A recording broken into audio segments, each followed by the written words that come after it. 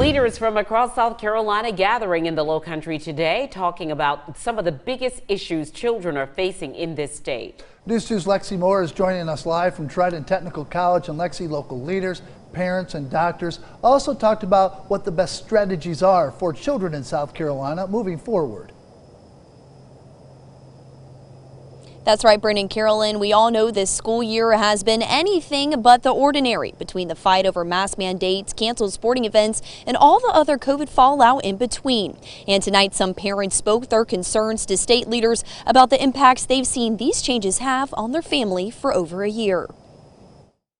The only thing I hear about is COVID, COVID, COVID. I do not hear about what are the mental health consequences and psychological consequences for my child for the rest of her life. Our youngest pupils are starting their academic career already failing. Can you imagine what that feels like for a 5-year-old? Parents speaking out to state leaders at the South Carolina Joint Citizens and Legislative Committee on Children, wanting more answers on how to keep education and safety a top priority as the pandemic has taken a toll on so many children.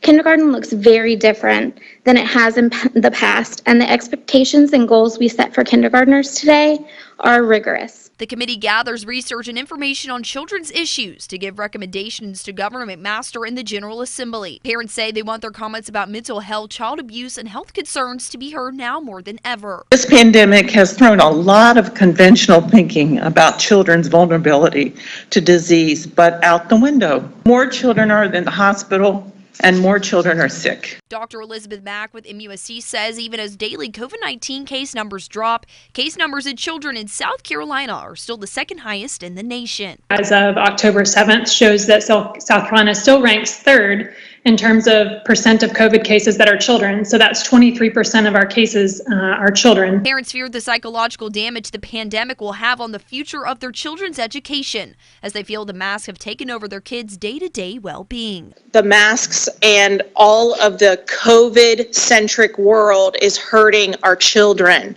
It's daily, it's relentless, and they need normalcy. The committee has already introduced 13 bills and legislation, and they're hoping tonight's discussion will help more bills go through legislation going forward. Reporting in North Charleston, I'm Lexi Moore, Channel 2.